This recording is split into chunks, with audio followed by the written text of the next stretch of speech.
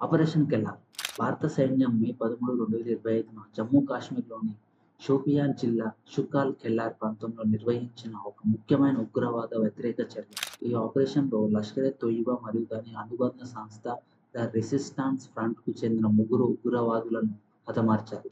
షాహిద్ కుట్టే లష్కర్-ఎ-తొయిబా యొక్క ఫ్రాంచైజ్ సంస్థ అయిన టీఆర్ఎఫ్ చీఫ్‌గా పహల్గామ్ దాడి ఏప్రిల్ 22, 2025లో కీలక పాత్ర పోషించాడు. ఈ దాడిలో 26 మంది పర్యాటకులు మరణించారు. అతను గతంలో కూడా జర్మన్ టెర్రరిస్టులపై దాడి చేశాడు. బీజేపీ సర్పంచ్ హత్య, టెరిటోరియల్ ఆర్మీ సిబ్బంది హత్యలో కూడా నిందితుడు. కెల్లార్ ఆపరేషన్ ద్వారా పహల్గామ్ దాడికి న్యాయం జరిగిందనే చెప్పొచ్చు. కాశ్మీర్‌లో భద్రతను బలోపేతం చేశారు. టీఆర్ఎఫ్ అండ్ ఎల్‌టిటి వంటి ఉగ్రవాద సంస్థలకు గట్టి హెచ్చరికగా నిలిచింది ఈ కెల్లార్ ఆపరేషన్. ఆపరేషన్ కెల్లార్ ముఖ్య ఉద్దేశం పహల్గామ్ ఉగ్రదాడికి బాధ్యుతులైన ఉగ్రవాదులను హతమార్చడమే.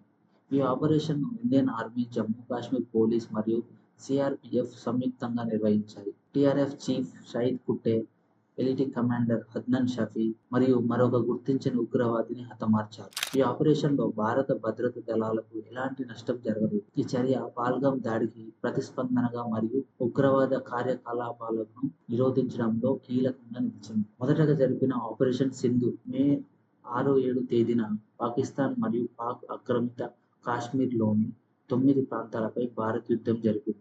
పహల్గామ్ దాడికి ప్రతిస్పందనగా ఉగ్రవాద శిబిరాలను ధ్వంసం చేసింది. ఈ ఆపరేషన్‌లో భారత ఆర్మీ, నేవీ, ఎయిర్ ఫోర్స్ సంయుక్తంగా పాల్గొన్నాయి. 14 లక్ష్యాలపై దాడులు నిర్వహించబడ్డాయి. ఇందులో ఎస్‌ఏఎల్‌పి మిసైళ్లు, ఏఎస్ఎం హామర్ బాంబులు, బ్రహ్మోస్ క్రూయిజ్ మిసైళ్లు ఉపయోగించబడ్డాయి. ఈ దాడులు పాకిస్తాన్ వైమానిక పరిధిలోకి ప్రవేశించకుండా నిర్వహించబడ్డాయి. ఈ చర్యకు ప్రతిస్పందనగా పాకిస్తాన్ ఆపరేషన్ బున్యాన్ అల్ మర్హూజ్ ప్రారంభించింది. ఈ ఘర్షణ మే 10న యూఎస్ ప్రెసిడెంట్ ట్రంప్ వ్యర్థిత్వంతో సీజైర్ ఒప్పందం ద్వారా ముగిసింది.